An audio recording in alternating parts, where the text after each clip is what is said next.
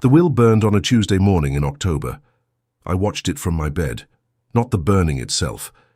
I was too far gone by then for watching things across distances, too reduced by the fever that had been working through me for 11 days to do much beyond breathing and the occasional management of consciousness. The deliberate choosing to remain present in my body when the body was offering increasingly persuasive arguments for letting go. But I knew it was burning.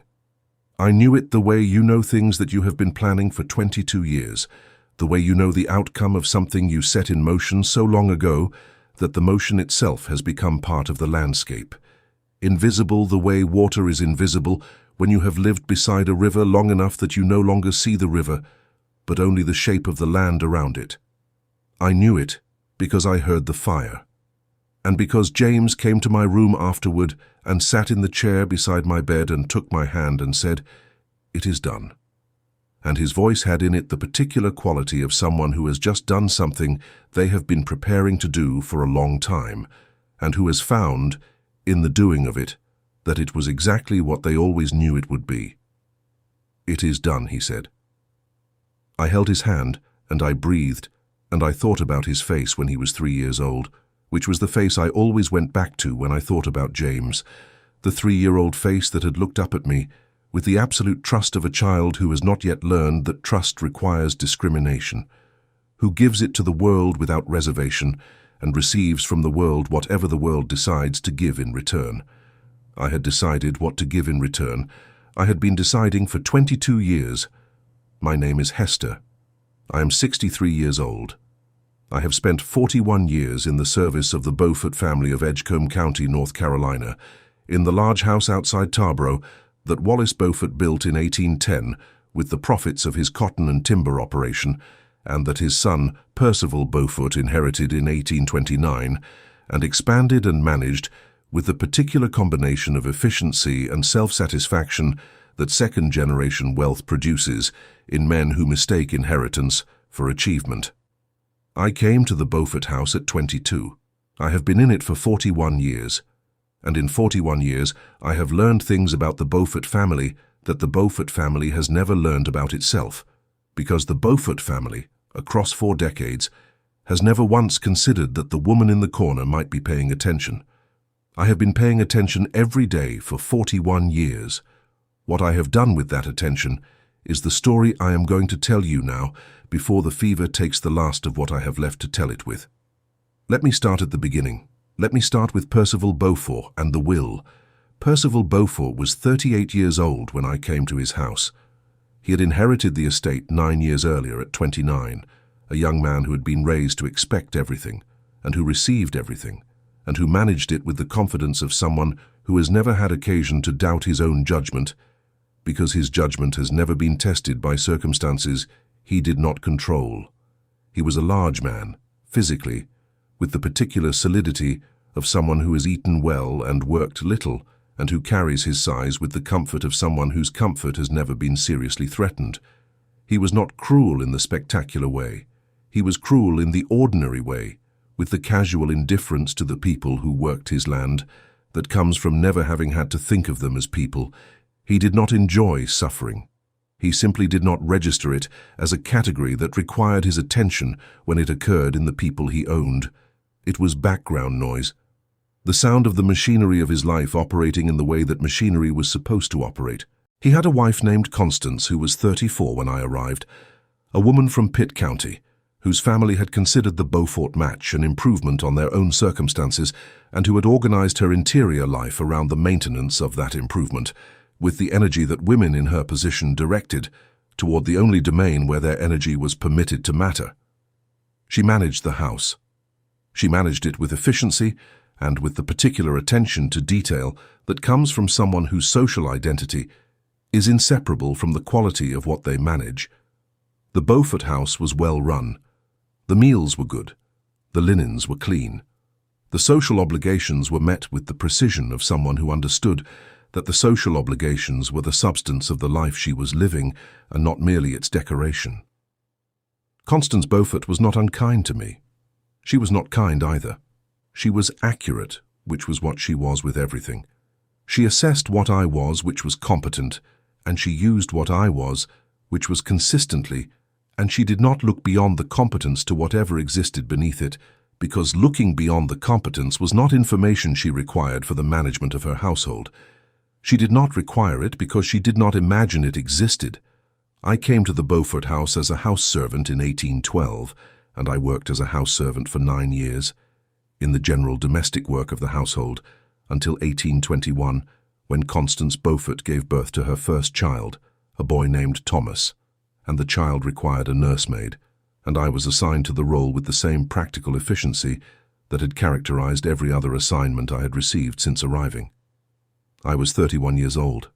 Thomas was my first. Let me tell you about Thomas before I tell you about the others, because Thomas is where the understanding came from, the understanding that changed what I was doing in that nursery, from the performance of an assigned function into something I had decided to do and was doing deliberately, with the full knowledge of what I was doing and why. Thomas was a child of extraordinary gentleness. I recognize, looking back across 32 years, that what I am describing is who he became as much as who he was. Because who a person is at birth and who they become in their first years are not separable in the way that we sometimes pretend, and I was part of what Thomas became, a significant part, and so my description of his gentleness is partly a description of something I gave him, and partly a description of something he arrived with, and partly a description of the two things meeting and producing what they produced. But even accounting for all of that, Thomas arrived with something. He arrived with a quality of attention that I recognized immediately because I had it myself and I understood what it meant and what it was worth and what it required from the world to develop into its full potential, rather than being compressed into the shape that the world around him intended for it. He watched things.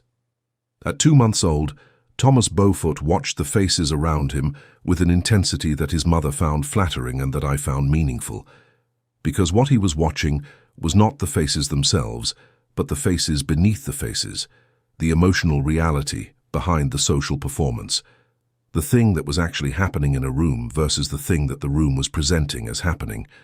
He was watching what I was watching. I recognized him.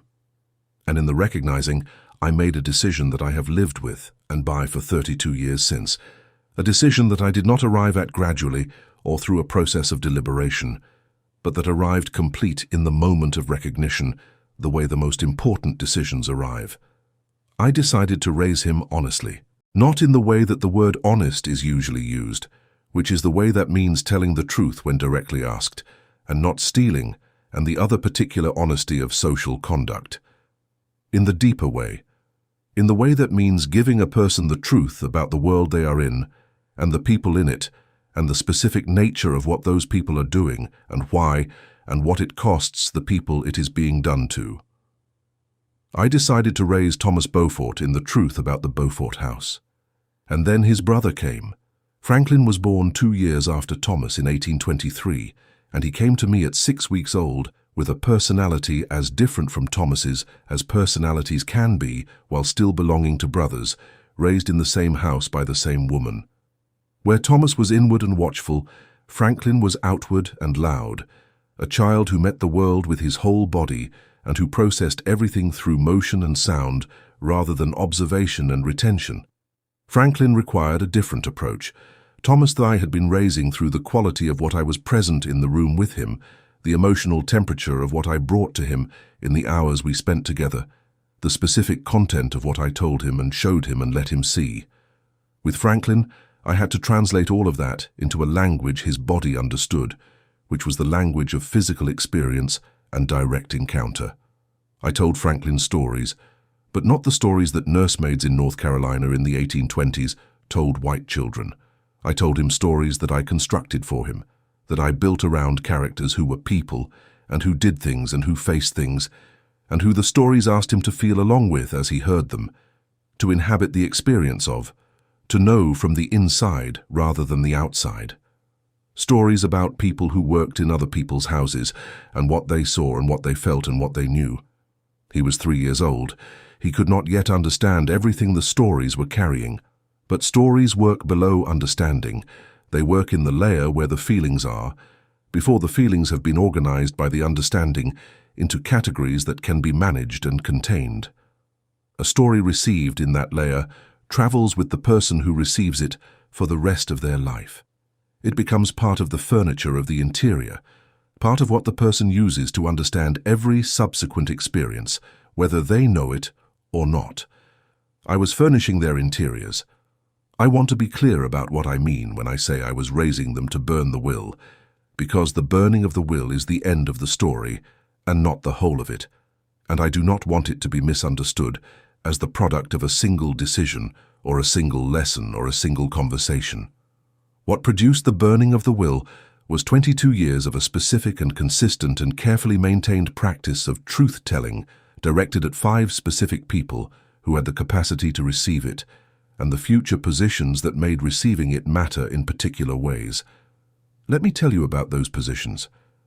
Percival Beaufort's will was a document that I had read once, in 1831, when Percival was in the process of having it drawn up, and when the draft had sat on his desk in the study for 3 days while he reviewed it, and when I had been in the study with legitimate reasons on 2 of those days, and had read it with the complete attention of someone who understood that what was written in a document like that was directly relevant to the lives of every person on the Beaufort estate. What the will said, in the language that legal documents use for these things, was that upon Percival Beaufort's death, the estate and everything in it, the land and the house and the cotton operation and the timber operation and the people, all the people, would pass to his sons, and that the sons would manage and maintain and eventually divide among their own heirs what their father had built and what they had been raised to believe was theirs by right of birth and blood, and the particular conviction that comes from never having been told otherwise. The people, all the people, 103 people, listed in the appendix of the will with the same clinical thoroughness with which the land parcels and the equipment and the livestock were listed, 103 people, of whom I was one. I read my own name in the appendix of Percival Beaufort's will, and I stood in his study with the document in my hands, and I breathed and I put what I felt in the place I put things that needed to be kept, until I knew what to do with them. Then I kept what I felt for 22 years, and I worked. The 3rd child was Eleanor, born in 1826. Eleanor was the only daughter, and Eleanor was the child who came closest to what I had been without knowing it, the child who would have been, in different circumstances, the most like me.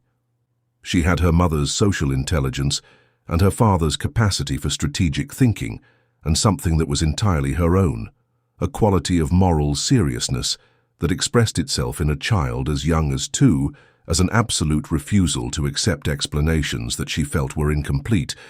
Eleanor did not accept incomplete explanations. She asked the next question.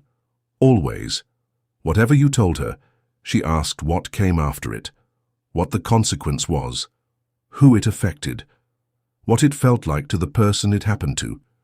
She was 4 years old, and she was asking what it felt like to be the person something happened to, which was the question I had been waiting for someone in that house to ask for 12 years. I answered it.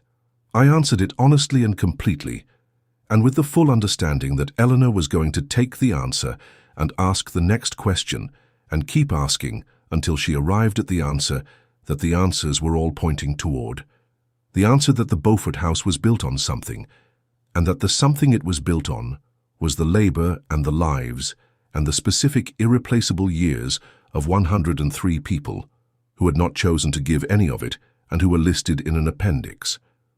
Eleanor arrived at that answer when she was 7 years old. She arrived at it during a conversation we were having about why the people in the quarters did not eat the same food that was served in the house when the food in the house was produced by the same land that the people in the quarters worked. She was 7 years old. She sat with the answer for a moment. Then she looked at me with the direct attention that I had watched develop in her since she was 2 months old in my arms, and she said, "That is not right. Not as a question, as a conclusion. That is not right." I agreed with her. I did not say I agreed with her. I had been careful for 12 years to never say anything in that house that could be reported and used, and that would put what I was doing at risk. But I agreed with her in the way that a person who is listening and who the child trusts communicates agreement, in the quality of the silence that follows a statement that is true. Eleanor felt the agreement. She kept it. The fourth child was George, born in 1829. George was the child who gave me the most difficulty across the years, not because he was unkind or unintelligent, but because he was his father's son in ways that the other children were not, with Percival Beaufort's solidity and Percival Beaufort's comfort and the particular resistance to information that might disturb that comfort produces in people who have never had to live without it.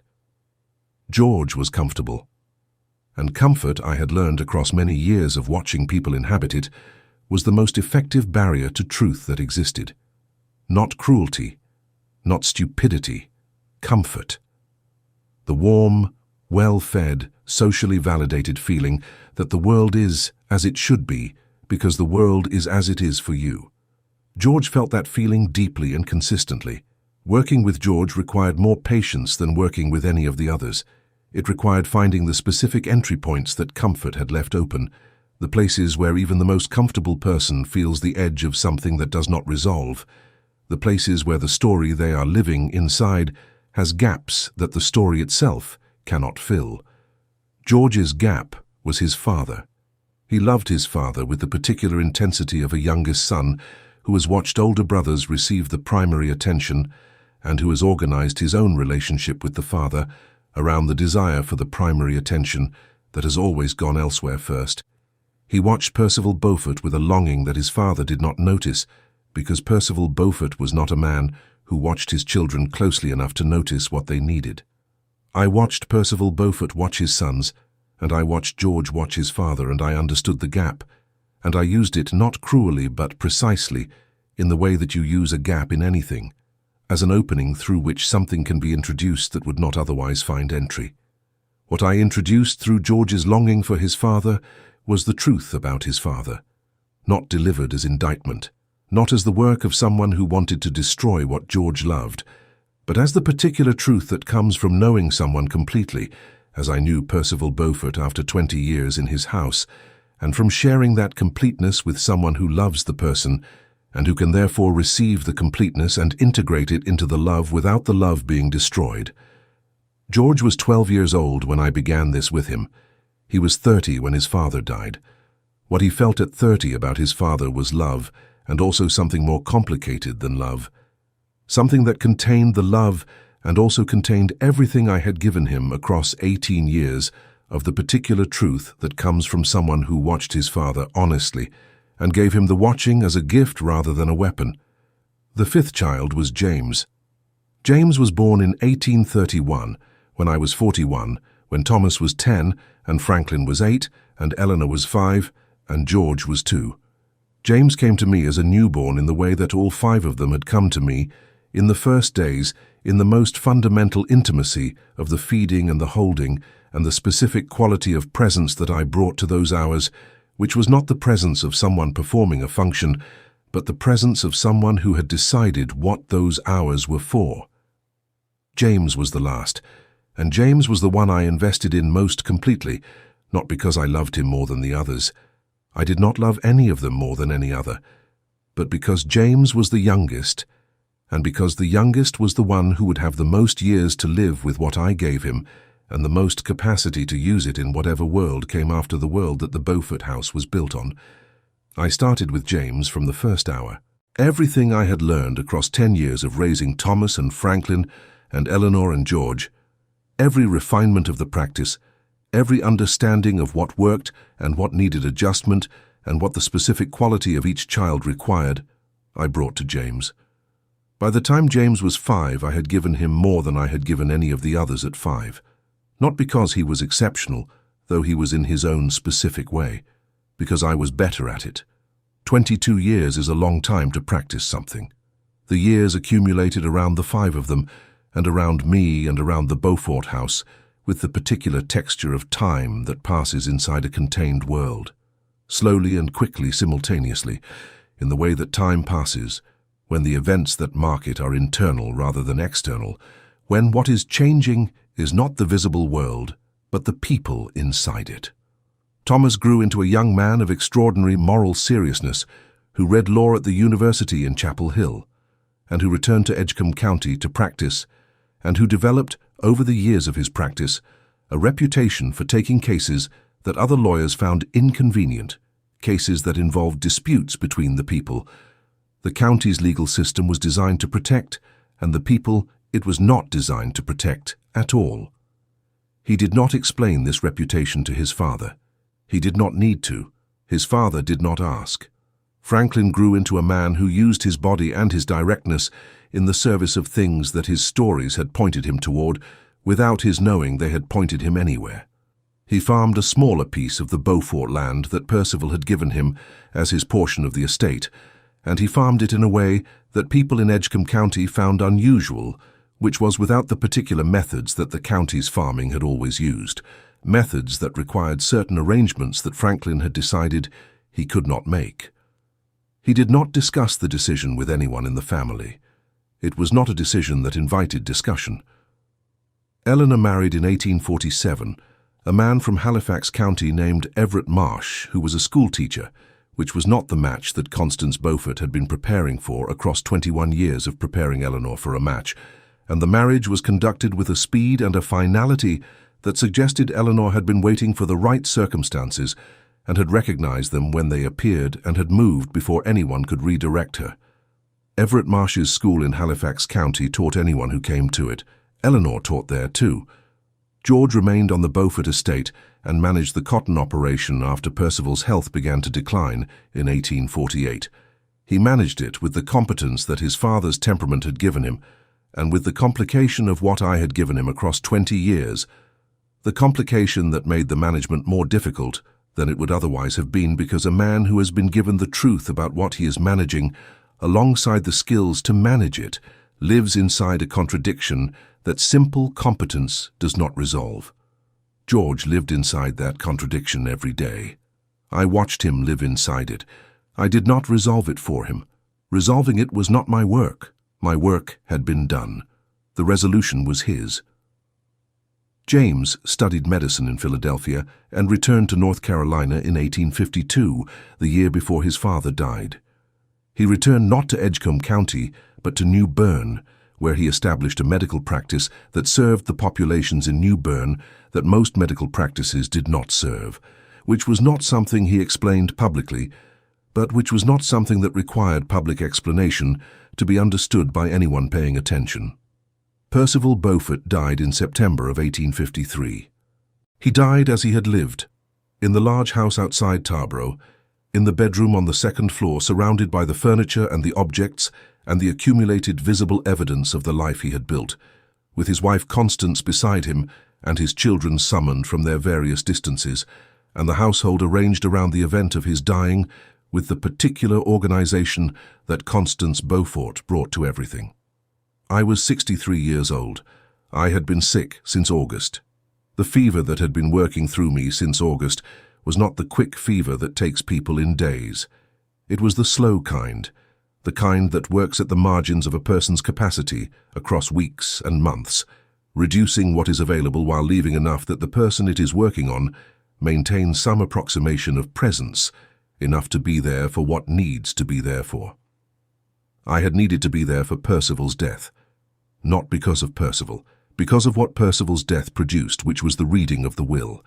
The will was read 3 days after Percival's death by the family lawyer, a man named Hodges from Tarboro, who had maintained the Beaufort family's legal affairs for 20 years, and who had drawn up the current version of the will in 1845, the version that superseded the one I had read in 1831, and that I had managed to read in 1845 when Hodges had left it with Percival for review, and Percival had left it on the study desk while he went to the fields. The 1845 version was substantially the same as the 1831 version. The people were still in the appendix, 111 people now, the number having grown in the 22 years since I had first read my name in a list. The reading of the will took place in the front parlor of the Beaufort house, with the 5 children present and Constance present, and Hodges reading and the document producing, in the faces of the 5 people I had raised across 22 years, the specific sequence of responses that I had been watching for, and that told me what I needed to know about whether what I had spent 22 years doing had produced what I intended. Thomas's face showed nothing during the reading. Thomas had learned from me the skill of showing nothing.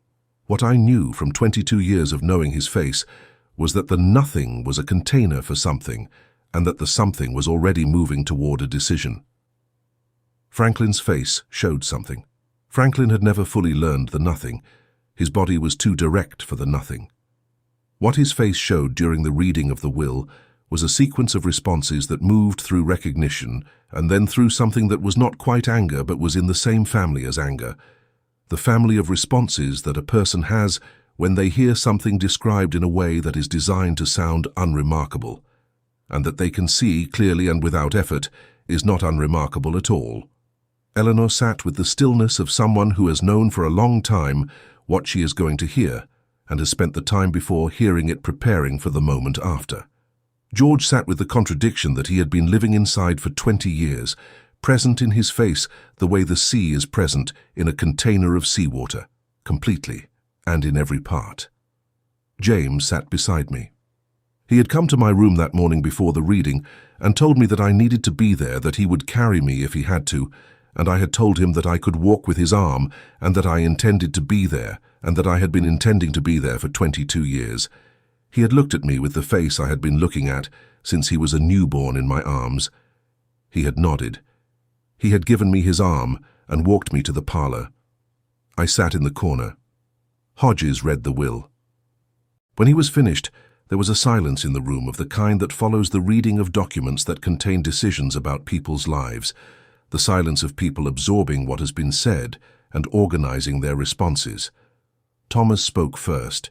He said in the measured voice that 22 years of the particular care he had developed had produced that he had some concerns about the document and that he would like to speak with his brothers privately before any decisions were made about execution.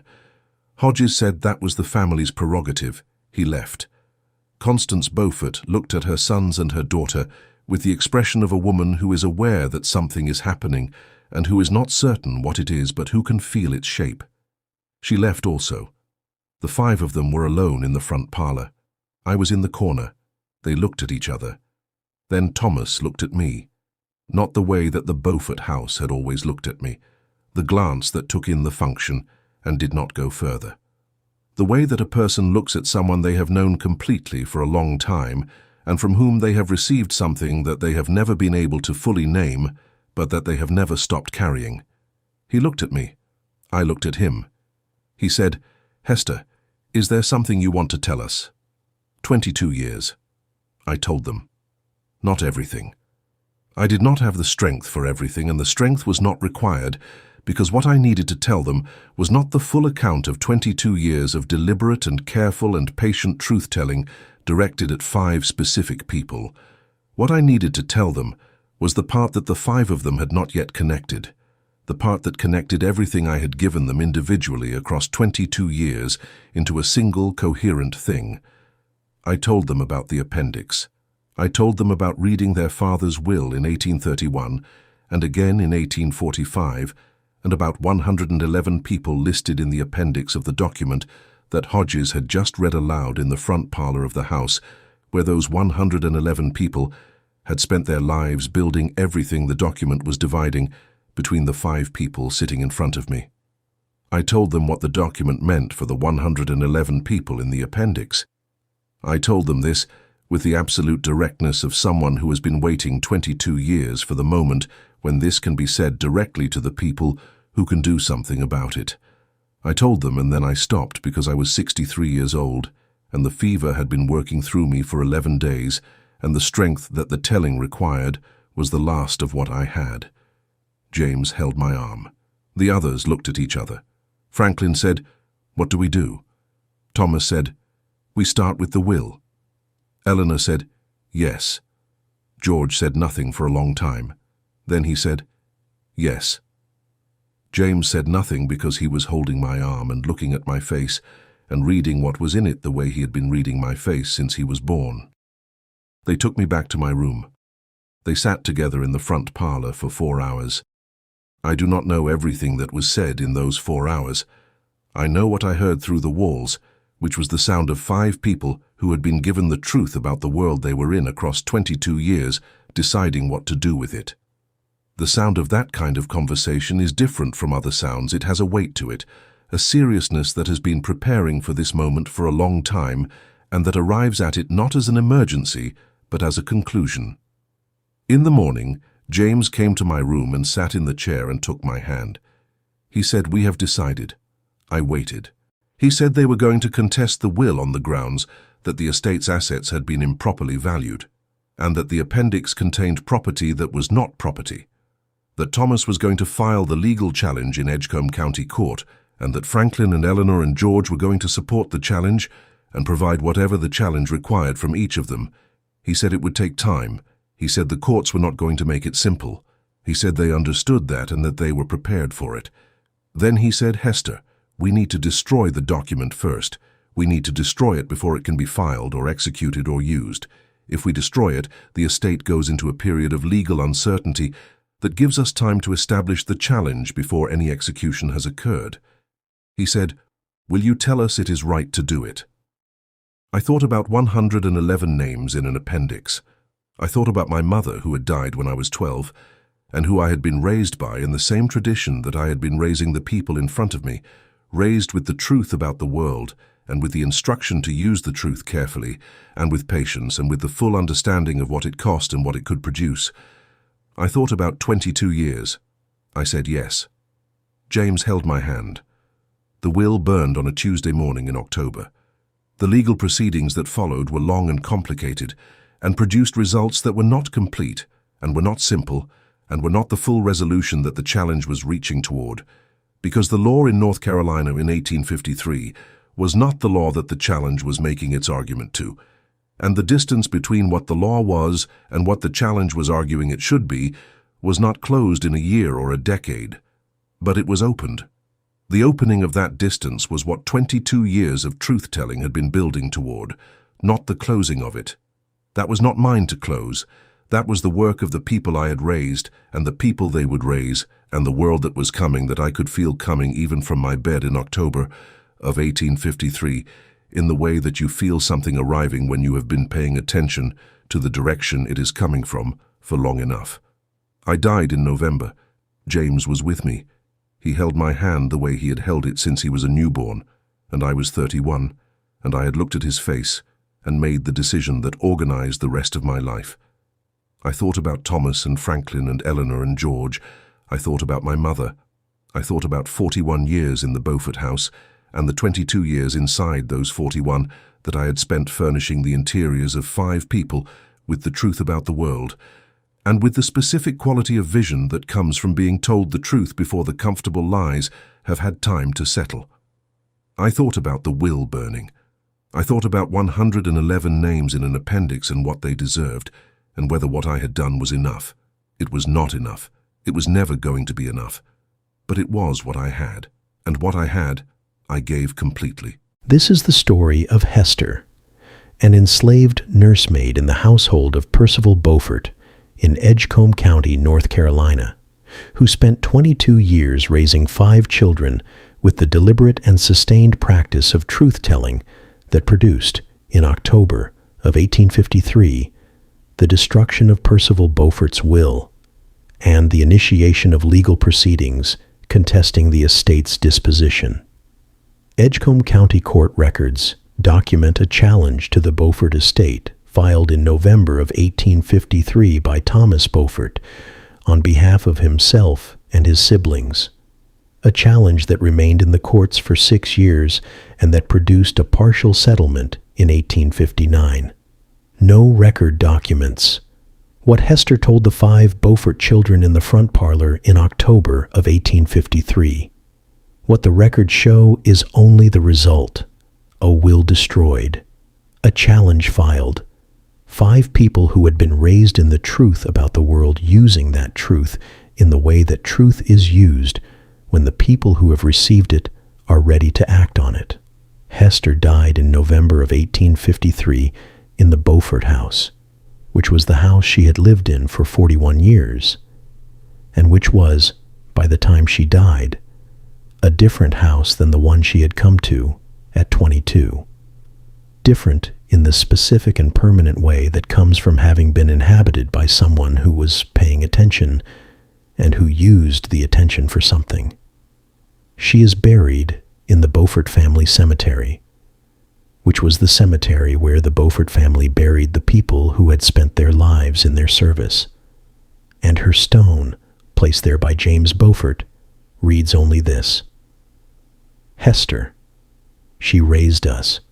The U.S. on the stone is accurate, and it is also, if you know the story, the most precise description of what she did. She raised them, all 5 of them. And what she raised them to be was what they were when they sat in the front parlor of the Beaufort house in October of 1853 and looked at each other and decided what to do with everything she had given them. If Hester's story moves in you, the recognition of a woman who understood that the most powerful thing she could build was not a structure that could be burned, but a quality of vision in 5 human beings that no fire and no court and no document could touch. Once it had been given, subscribe now and join a community that refuses to let these voices be the footnotes in other people's histories. These are the stories of the women who were handed other people's children and who understood that the children were not the inheritance, but the inheritors, and that what they inherited from the woman in the nursery would outlast everything their father put in his will. Leave a comment. Tell us where you are watching from. Tell us what Hester means to you. Because the will that burned on a Tuesday morning in October of 1853 was made of paper, and the thing that Hester built across 22 years was made of something that does not burn. And the difference between those 2 things is the whole of the story.